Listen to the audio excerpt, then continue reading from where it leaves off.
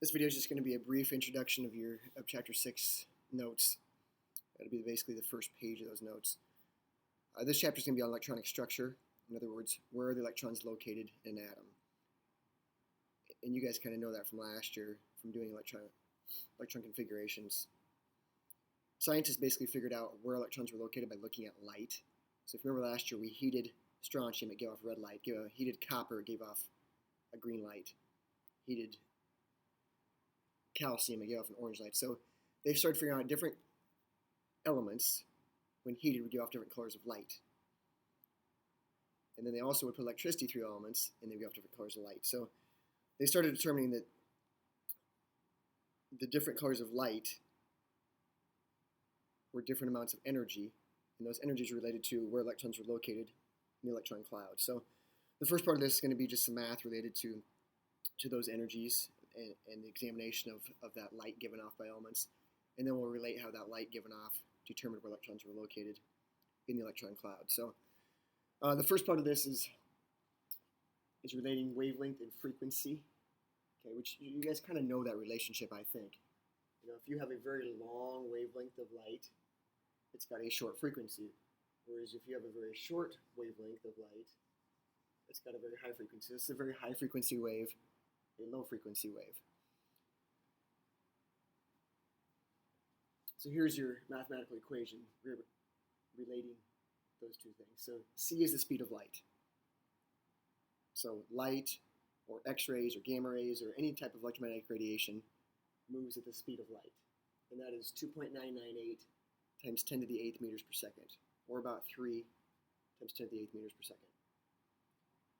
This symbol here is the Greek letter lambda, and that is the wavelength of the light. So it's how far it is from one peak to the other peak.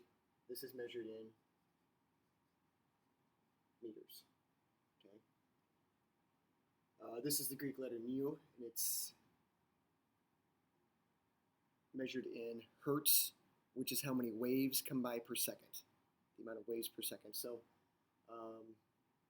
if you have something that's 100 hertz, that means there's 100 waves coming by per second. That'd be a pretty low frequency for most things. So again, this is measured in hertz or Hz. So some simple questions here. The wavelength of the radiation which produces the yellow color of a sodium vapor light is 589 nanometers. Okay, so that's a pretty small amount. And wants to know what is the frequency of this radiation. So a nanometer is 10 to the 9th, there's 10 to the 9th nanometers in a meter. So we can write that as 589 times 10 to the 9th if we want to. I know that's not correct scientific notation, but that's probably the easiest way to do this. So whenever you see nanometers, just make it 589 times 10 to the 9th meters. All right? Or if you wanted to put 5.89 times 10 to the -7th, you could. So when we do this, equations there, so I'm just going to use 3 times 10 to the 8th meters per second. That's only one sig fig. I'm going to use more sig figs in my answer than that, because I used that calculation when I did my math. Equals, that is the wavelength, so 589 times 10 to the -9th meters times mu. So just divide over, and our answer there is 5.09 times 10 to the 14th hertz. Okay, again, that would be the yellow part of the spectrum. Again, this means that's how many waves there are per second. So we're talking about hundreds of billions of waves per second going past there. Radio station has a frequency of 105.5 megahertz. So this is the frequency there. Mega is a million hertz. So 105.5 megahertz.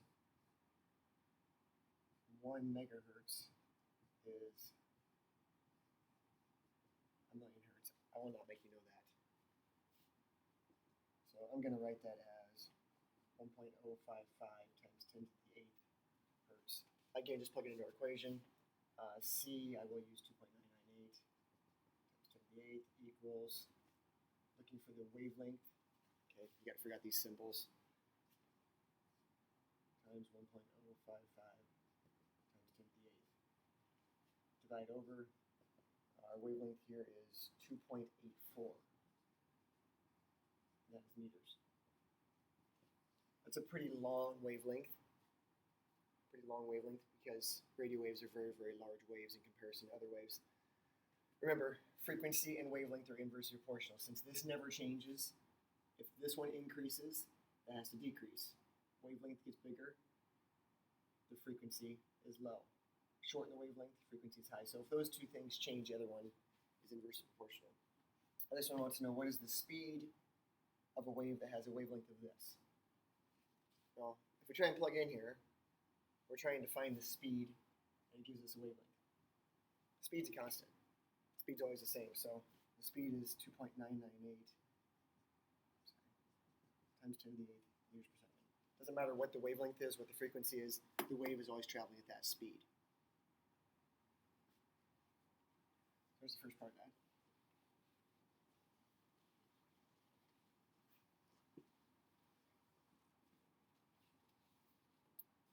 Next part, called the energy of a photon, which basically just means the energy of certain wavelengths of light. Okay. So remember, when electrons move between energy levels, they can gain or lose a photon of energy. Okay. And there are distinct amounts of energy they can gain or lose, and that's called photons. So the energy, a couple of equations here that we're going to have. So one of them is going to be energy equals this. Okay, and this right here is Planck's constant. So this is a value that does not change. It is 6.626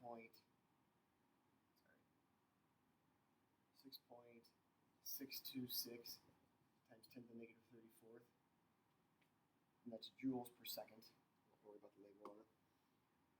This is still your frequency. Go from there. So if we look at this equation, this never changes. That means that the higher the frequency, the more energy. Higher the frequency, the more energy. So think about that. Waves that are very frequent, like X-rays, have more energy than things like radio waves or light that have a longer wavelength. Other equation we can use, energy equals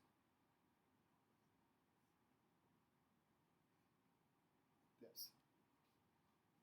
So now this relates energy to frequency, this relates energy to wavelength. Again, that's Planck's constant, does never change.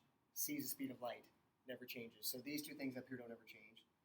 So if the wavelength gets longer, it means we have less energy. Make this number smaller down here. That increases this overall ratio. We have more energy.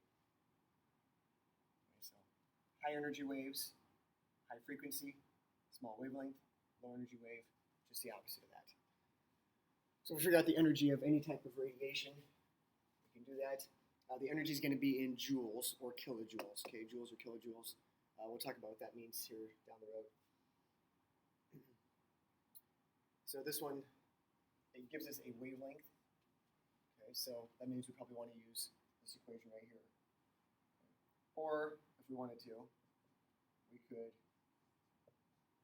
plug into this equation, get the frequency, and plug it back up into that.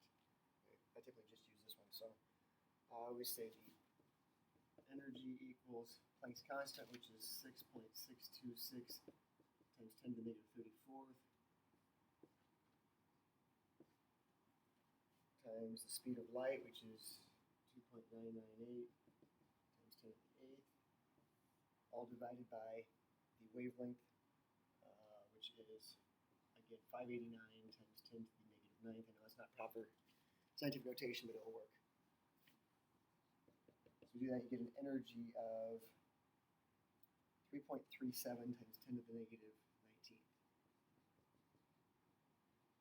That's joules, or joules per particle, I like to say.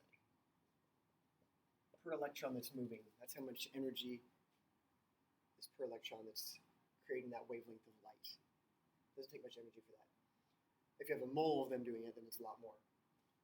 Energy in kilojoules of a mole of photons, the question above. So we're going to change that to a mole of photons. So we have 3.37 times 10 to the negative 19 joules. I'll say joules per photon.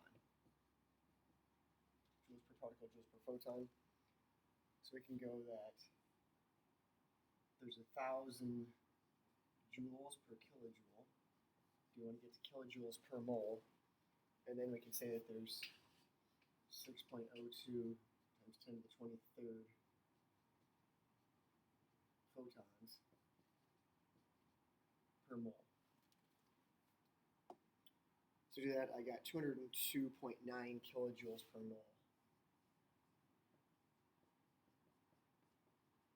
You don't quite know what a joule is yet. We'll relate joules to calories because it's a form of energy like that. But, that's how many kilojoules of energy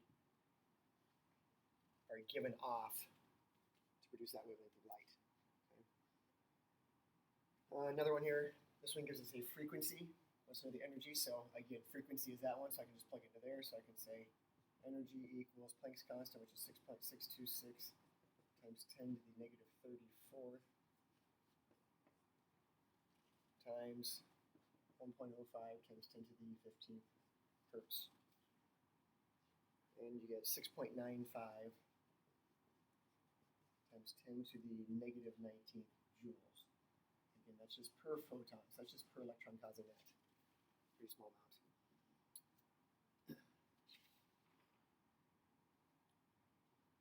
The next part here, the last part of this, we can calculate the energy difference between two energy levels, okay? Energy difference between two energy levels. So if an electron moves from one energy level to another, we can calculate that difference. I will show you the equation here.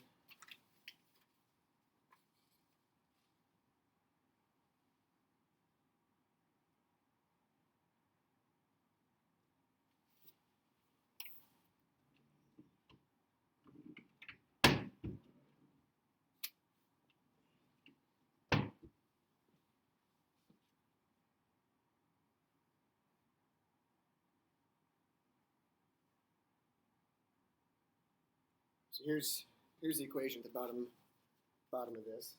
Okay, energy equals, again, there's another constant. It's called Rydberg's constant.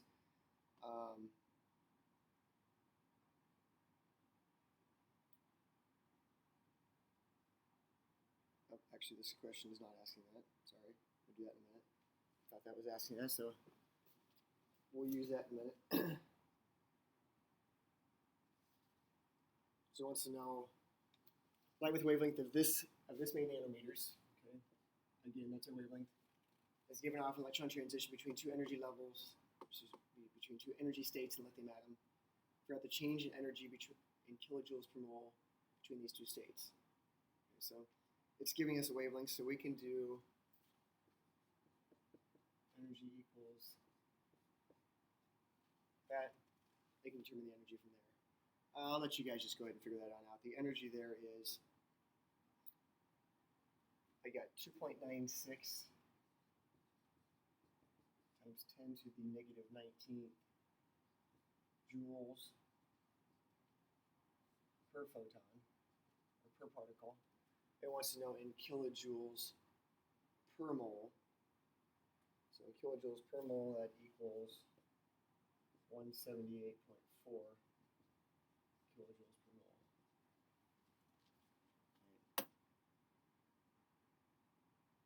Again, I will not do a lot with this. I'm required to do a little bit of it, so we're going to do a little bit. We will relate this back to what is happening in the atom that determines these transitions. Same thing here. This is giving this in kilojoules per mole, so before you can plug that into there, we need to change that. So I will do this one. So we have 195.9 kilojoules per mole. We're going to say that every mole is 6.02 times 10 to the 23rd. In this case, it's particles or photons or electrons. And then we can say that every kilojoule is 1,000 joules. All right. So whatever we get there, we can plug in for our energy. Okay, so whatever we get for this answer, we can plug in for E. Okay, and then it wants to know the wavelength, so we can solve for the wavelength right there. I'll let you guys figure that out. The wavelength in this case I have is 610.5